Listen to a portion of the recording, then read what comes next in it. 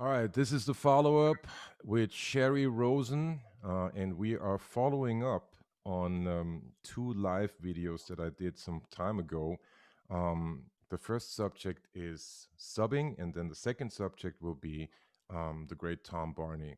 And Sherry, thanks so much for making the time today and talking to me and giving us your insights. And why don't I ask you right off the bat, um, how what exactly is it that you do? Where are you, and how did you get there? Well, thank you. Thank you for asking me. It's my honor to do it Of and to course. chat with you for longer than, 5 minutes Yeah. before or after a show, which is really mostly what we've done Yeah. over the years. But I'm right now, I'm one of those furloughed musicians like we all are, Yes. from the Lion King. And I've been working at the Lion King since 2005. Wow. So yeah, Yeah. a long time. And you wanted to know how I got started? Yes, please. Yeah, I when I first went to college, I was not even a music major at all. Mm. I always played music growing up. I played guitar and piano. And when I went to college, I was studying actually comparative literature and romance languages. Wow. And yeah, for fun, I tried out for a play just to meet people and have like Yeah. something extracurricular to do.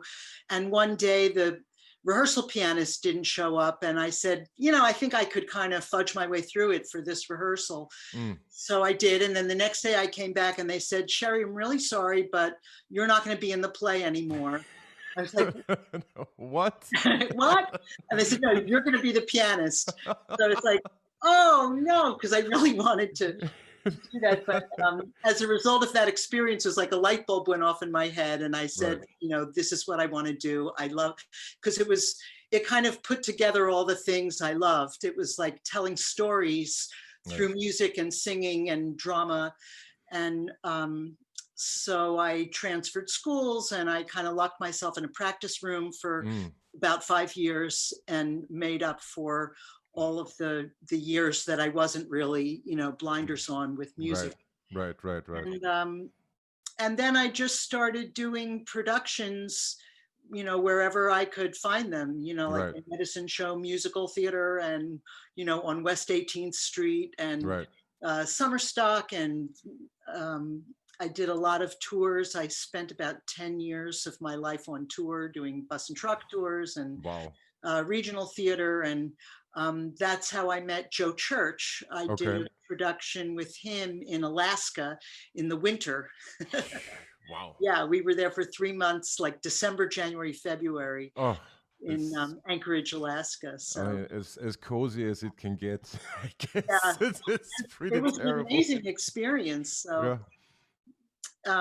So then, like as the years went by, the venues got a little bit better and the pay got a little bit better. And I met Yeah. the people that were doing what I did. And, eventually my first Broadway show was Man of La Mancha, the one in um, 1991 with Raul Julia Oh, check as that Don out. Quixote. And Right.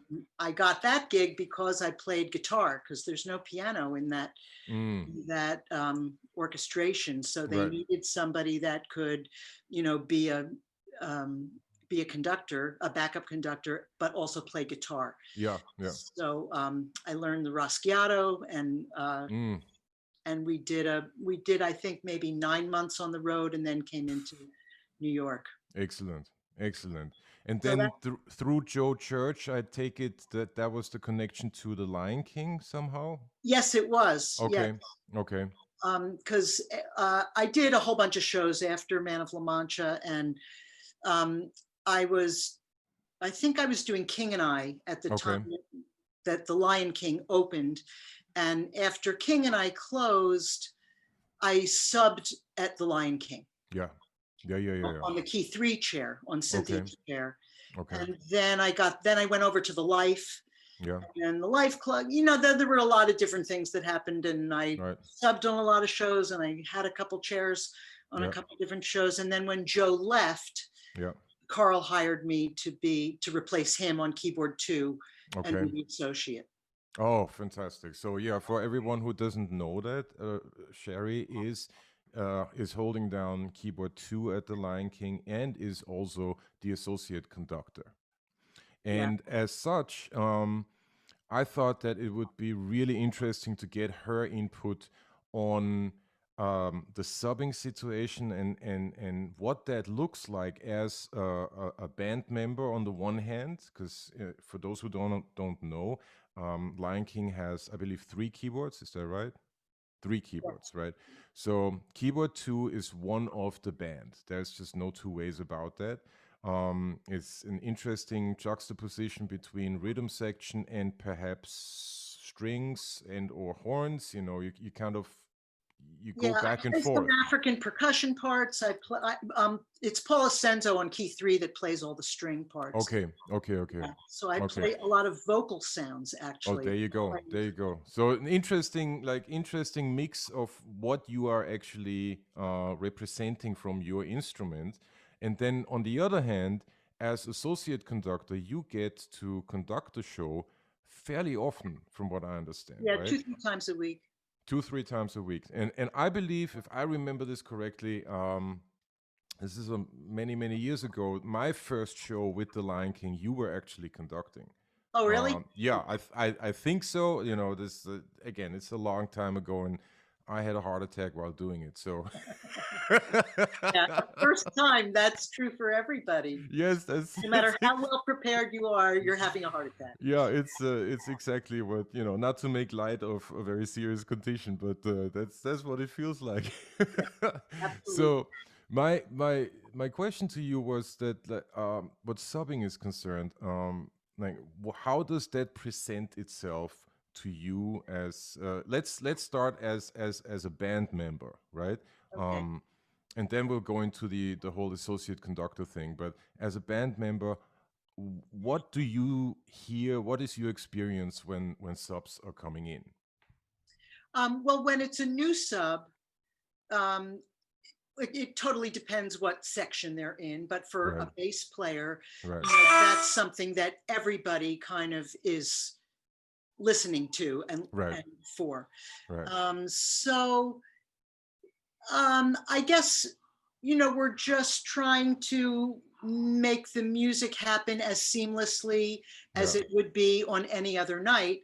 yeah, And it seems like a little insulting mm-hmm, to say it, but the best compliment you can get when you're subbing for somebody else is if somebody says to me, "Gee, I didn't realize that Tom wasn't playing tonight." right, That's right, like a right, compliment. It yeah. doesn't mean that you don't have your own sound and you don't bring your own thing to it, but it means that you hit all the marks. Right, of course, absolutely. And then how does that differ from like this point of view as the what we just talked about as a band member and then as the conductor? Because I would imagine as the conductor, you have this bird's eye view, right? You're in this position that sort of you see both what's going on stage and what's going on below stage, right? Right.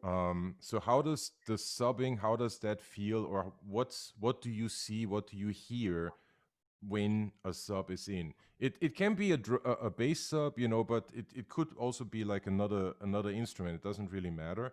Yeah. Of course, since this is the bass chat, bass players are most likely to hear Right. this. Yeah. Well,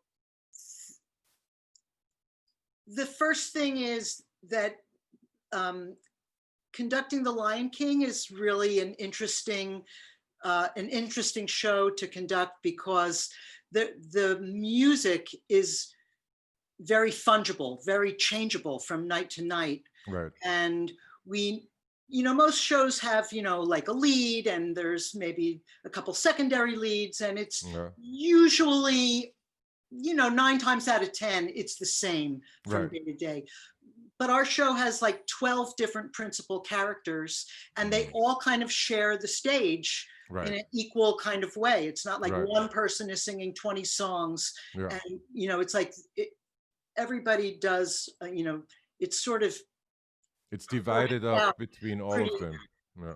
Right. So on any given night, any one of those 12 people, somebody's going to be out and there's going to Right. be an understudy in, and they might, say a line a little slower or Mm, take a cue up a little bit faster. right. And there's a different, there's 5 stage managers. So each stage manager is calling the cues differently. And the Wow. music in The Lion King is, after 22 years, it's been it's tied to not only the actor's timing, but it's also cued to the timing of the way the set moves. Oh wow. Like we wait to go on, we're holding until the grass goes behind the thing, and then we go on to the Right. next section. A Right. lot of the underscoring works that way. Right. So when you have a sub in any particular chair, especially a bass chair, Right. where it's you're really in a leadership position, Yeah. you're very aware of if that person is really understanding where the spots are in the show that might be a little bit different. Right. There are Right. certain things, something's on a click track, this is going to go down the same way every time. Right. Like the circle of life is going to go Right. down the same way every night.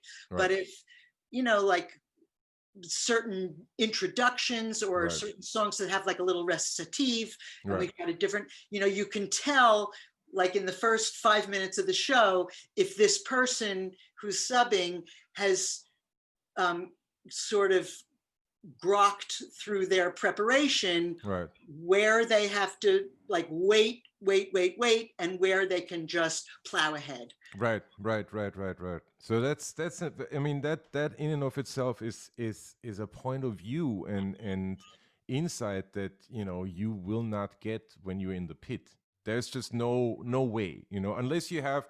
I know that for instance the drummer has a monitor where That's he right. sees what's going on stage, But I mean even then, if there were a monitor down there, we still have music to follow, and we have, there might just be one or two measures taken out because there's a new lead, there's a new understudy in or whatever. So we still have music to follow. We don't have necessarily time to look at a monitor.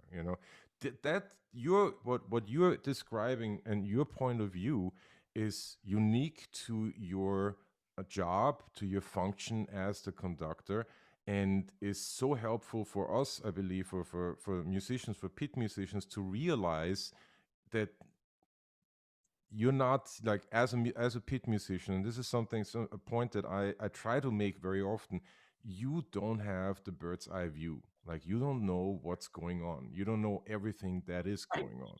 Yes. This I know that, not to veer off the subject, but just as an example, at Ain't Too Proud, my last show, or the show that I did while COVID started, every cue, every underscore, every incidental music is coming from the bass. Mhm. So the bass is literally playing 2.5 hours nonstop. Wow. You start at the beginning of Act One, you finish at the end of Act One, and then you start at the beginning of Act Two, you finish at end of Act Two. And I Yeah. think I clocked it once.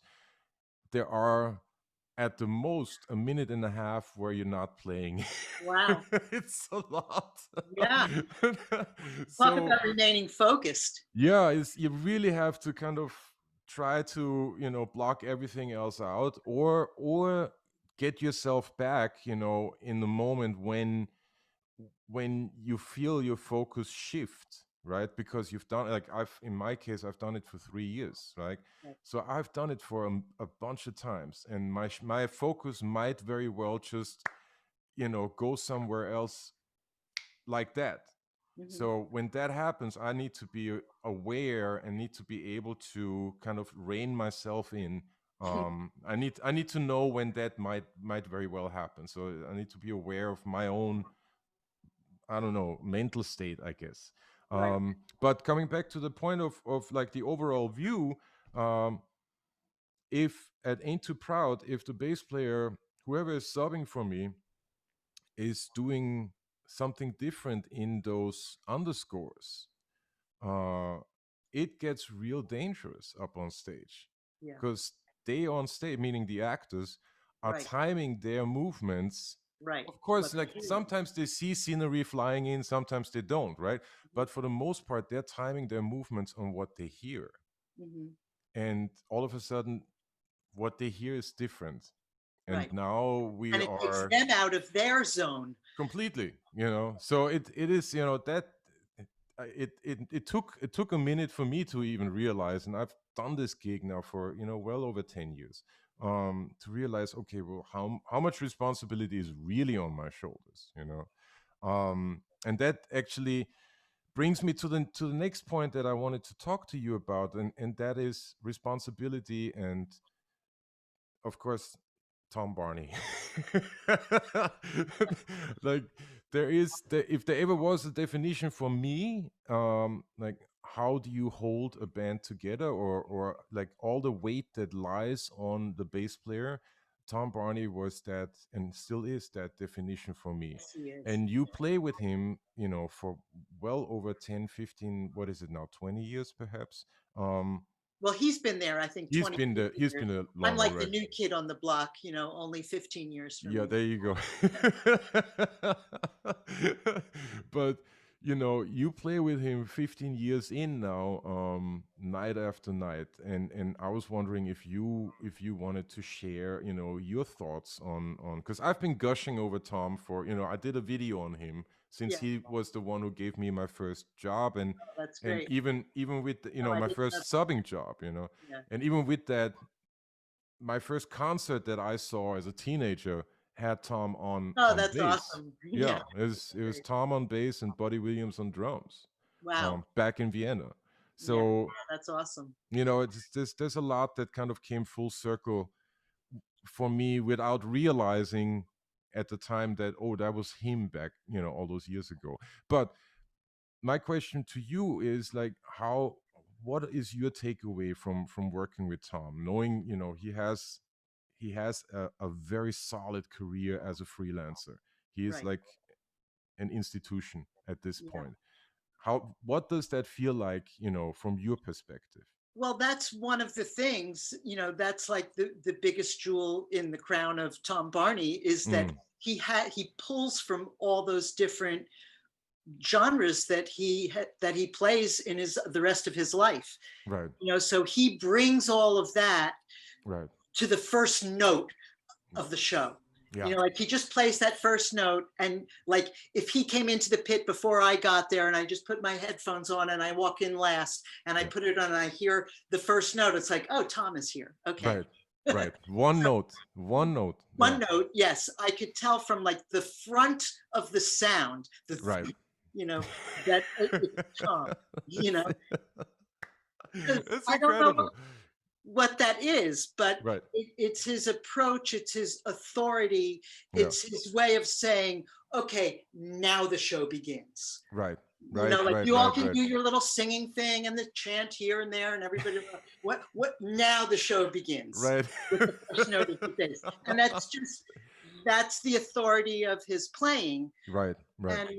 and all of those other things that he knows from other genres, from other gigs, from other types of venues. Right. You hear that throughout the show because, The Lion King is kind of an interesting score in that it's not one thing. It's not like a Motown score. It's Yeah. got this African drumming thing. It's got, like Puccini sounding kind of underscoring. It's got African chanting vocal music with Yeah. no pitched instruments accompanying it. It's got the Elton John rock and roll songs, Right. so there's a lot of different things going on. Yeah. And Tom can, just bring his breadth of knowledge Right. and experience to each different genre. Mm. He knows how to, like when he's playing the upright, he understands, oh, now I'm part of the string section, Yeah. and he knows to listen and blend with them. Yeah. And then, when he's playing uh Chow Down, Right. he's basically like the leader of the rhythm section Of course. Yeah. in a way. Yeah, that's fascinating. That is fascinating. That's definitely something that I noticed you know, checking out, watching the show, and all of that. Um, let me qualify that statement because I noticed that there was something going on, and I didn't realize to what extent um, he took over the responsibility of leading, basically from the bass chair, right? That, of course, there is the conductor who gives everyone their cues and whatnot. But there's a lot of dynamics that comes from the bass chair. There's a Yeah. lot of what we call pocket, that comes from the bass chair, and that is kind of always there. That's a big. I see that almost as a big divide between American, meaning African American, and European music. Right, that with the advent of especially the electric bass, all of a sudden that leading from the bass became A what thing. music, yeah, a thing, exactly. So and yeah, that whole responsibility, that the breadth of and width of that responsibility, um was is still a fascinating thing to experience, and as a sub now, that is where all of a sudden the difficulty lies, right? Yeah, I suppose so. But the other thing I want to say about Tom is like Hmm. another one of his um, inestimable. Like I can't even put a price tag on it because it's so valuable. Is that no matter who is sitting around him in the rest of the rhythm section, he will make it work. Right. Might grumble about it later, and Yeah. that's something else I love about Thomas because he'll always say the truth. He'll always Right. tell it Right. like it was. Right. Like that was hard, Right. but but in the heat of the battle, he will make it work. Yeah. Yeah. Yeah. Yeah. Yeah. He Even is if what. it's a first time key one player or a guitar player who is, like maybe behind or ahead or, Right. whatever it is, a first time drummer who's Right. nervous. Right. Um, Tom will somehow like pull all the strings together and Right. say, here's where we are, everybody. Right. That's a huge thing. That is a huge thing, and that is noticeable. That kind of takes everybody's nerves away. There is a familiarity all of a sudden. Even though this might be your first show, even though this might be a situation that you're not familiar with, and that's that. But since there is someone there that you can sort of, Glom I don't on. want I don't want to say count on, but that who you can rely on. Yeah. I'm pretty sure that's a huge advantage. Um, for the Lion King, that's a huge advantage for everybody who's down there. Um, that's fascinating. I think these are really good insights. I think this is really really important, and I wanted to just point one thing out to the audience, because what Sherry just said was kind of how I know her, and what I find so fascinating, and what at least I respect tremendously. Sherry knows every note of the Lion King. And of course you could say, like, after all these years and all of that, but that, from what I understand, that has always been the case. Like, that's how you went into this gig, right? Well, I think a lot of that comes from I wear a lot of different hats. Exactly. So it's my gig to teach the new cast members all Right. their music. Right. So, like when the first week I came to the show, I had to teach Stephen Taylor, Mm. who's now playing Mufasa. But when he first came to the show, he was just one of the baritones. Oh, wow. So I taught him his track. Right. Like all the 6-part harmony, I taught the baritone track. So then, Yeah. like, I know the baritone part and I could sing the whole show, the baritone part. And then I had to teach somebody else the first soprano part, and then the second soprano, and the alto Right. part. And so Right. each new person that comes in, I'm teaching them all their parts. So that's one hat that I wear. Right. And then another hat that I wear is a lot of times I'll go sit in the back of the house at the soundboard and listen on the headsets Yeah. to make sure that people are singing their right parts. Right. Right. Because some every once in a while, like the tenor what likes to go and sing the alto part because he can. Right. So it's Right. my gig to listen and say, I know that's really fun to sing, but you got to stay on tenor part because we have six altos and Of we need course. to be a tenor with Right. these two guys, Right. stuff like that. So I know the show from that perspective. Right. And then I also, help the kids warm up every day. So Oh wow. so I'm like part of that scenario, and I'm one of the rehearsal pianists. So Yeah. whenever we have, run throughs and dance calls, like they say, take it from 3/4, and Yeah. I know where that is Of because course. Yeah. I just do, Right. because I've seen it, and so it's interesting. Right. It's And fun on to be able and to wear a different hat all the time. yeah, and if I may just add to that, like you also know every instrumental part.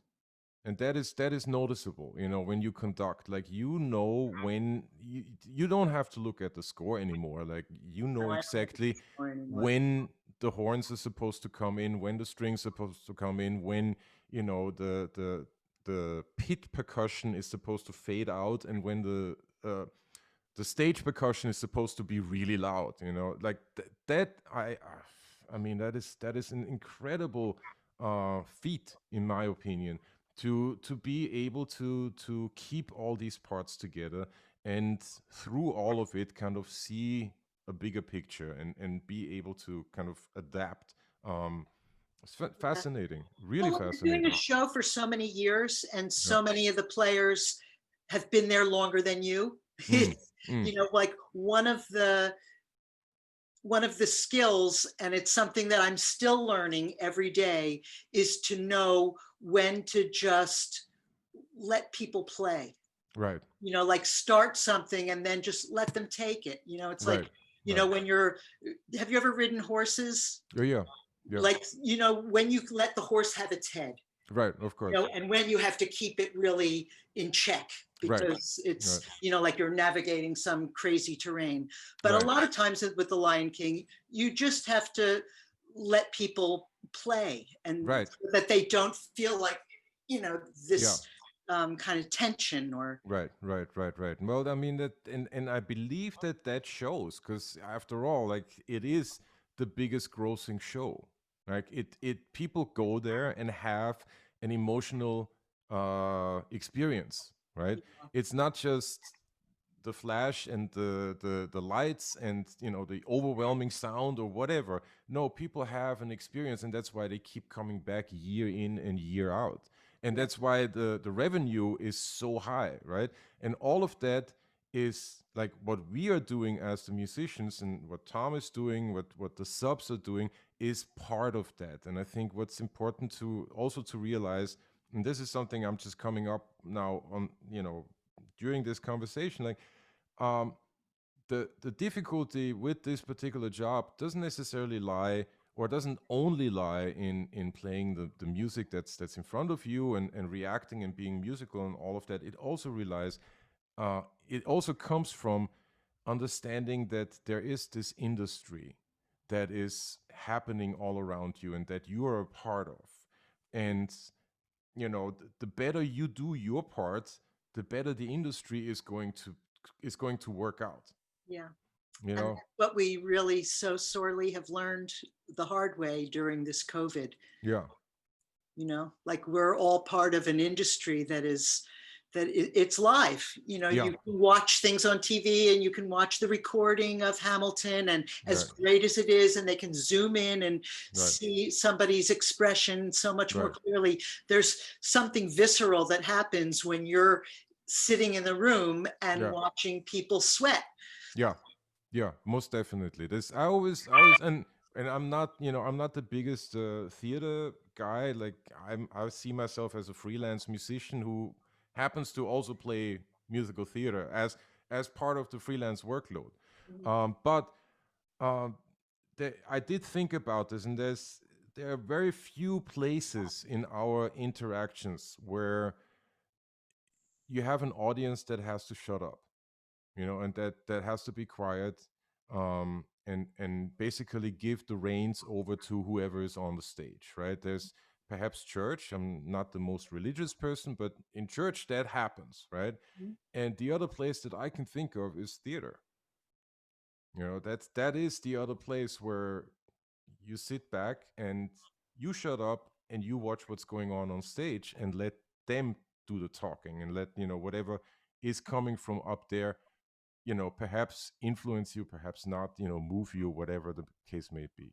So it's an interesting, I don't know, it's just an interesting thought that has come to my mind over the years. I don't want to get too far off topic, but it's something that I am, at least that I try to be aware of.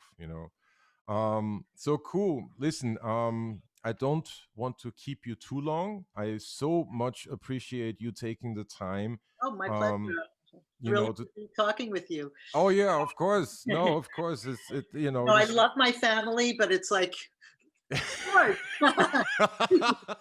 just like some new faces. I'm so used to being around people all the time, and Yes. this COVID and being at home with the same three people all the time. It Yeah, gets, that's it. Like you're in it now. That's yeah. fantastic. All right, Sherry. Well, listen, thank you so much. I will let you know the minute I put this out. And it's gonna be soon. It's just that there's Okay, cool. Whatever. It's yeah, fun. yeah. All right. Well, thanks again. All right. Thank you. All right. Oh, Now wait, talk. I have one more thing. Yeah, Remember, yeah. you can edit this in or out if you Of want to. course. But when you said before you wanted to say something about responsibility, Oh yeah. and you were talking about, Tom having responsibility as sort of Right. being, I wanted, and as long as we're talking about subbing, I Right. just want to say that, there is some responsibility of the person whose chair it is to Yeah. prepare the sub. But then there's a tremendous amount of responsibility on the person who is going to sub. Oh And yeah. I feel like over the years, I see this, like it's sort of people are all over the map on Right. this of Right. how much responsibility is on them Right. to really not only to like learn the notes and learn but like the there's a larger responsibility around that to like learn what is the part that goes with my part. Yeah. What is the cue that happens just before the cue that I'm going to pay Right. attention to? Right. Right. Because all of those things can really take you by surprise. What is the part of the score that is going to be the same every day? And Mm. which is the part of the score where I really have to pay attention because it might not be what it was yesterday? Right. Right. Right. That's a very good point. That is pretty deep. That is really deep. So that's, know the part that's next to your part. Yeah, That's, who are you interacting with? Who are you supposed to blend with? And yeah. Yeah. Yeah. when the Yeah. Yeah. drums do this, do I play with them or do I go right after? Or do I have a pickup? Is somebody with me on the pickup? And Right. and Right. sometimes you can't learn those things until you make the mistake. Yep. But a lot of the most successful subs that I have noticed over the years are the ones that like took the time to come back a second time Right. to not only watch the player but to like watch a different conductor or Right. watch what did the strings do that I echo them Right. and stuff, those kind of little finer subtlety. Mm.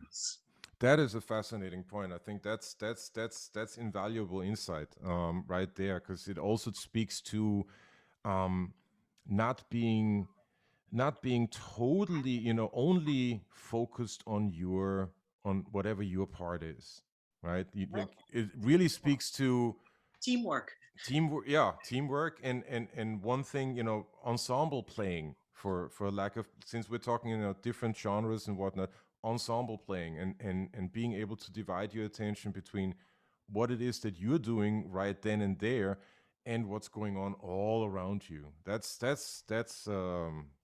you just gave us a gem. Well, it just came to me when you were saying about, who's responsible for which thing. Oh So yeah. Yeah.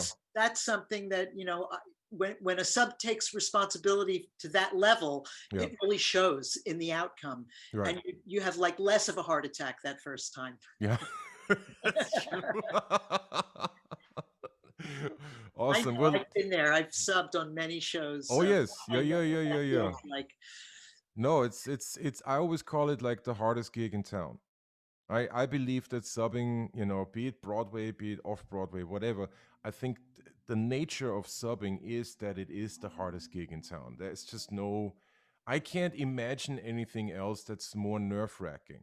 In Yeah, any other situation, you have, you know, various degrees of preparation, right? But now you're preparing, even though you are preparing or you should be preparing to the utmost of your abilities, you're preparing for a moving target, that's right. right? And that moving target might be divided up into however many people are in the ensemble and up on stage. Yeah, yep. So, That's what makes it fun. yeah. If it wasn't hard, it wouldn't be fun. Yeah, exactly. Right?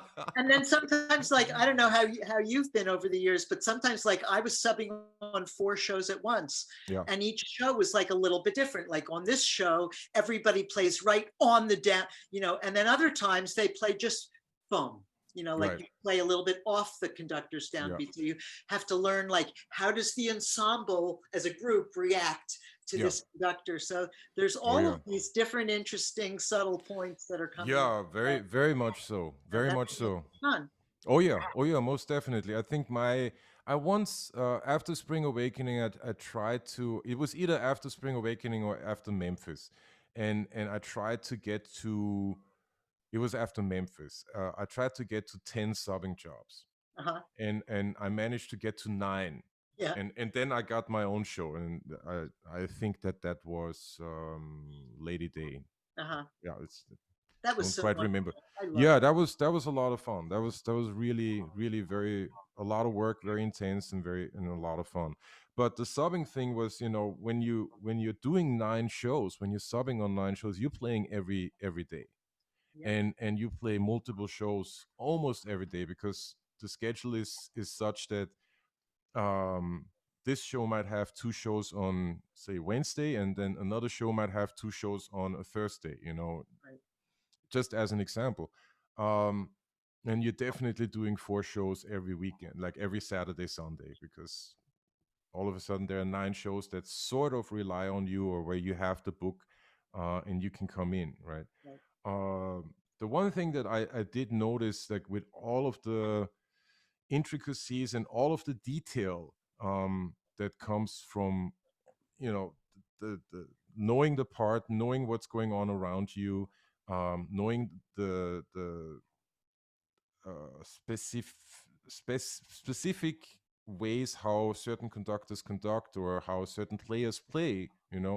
Um, I noticed that when reaching like 9 shows and doing playing every day in that capacity, all of a sudden your brain power, what the rest of your day is concerned, is significantly diminished.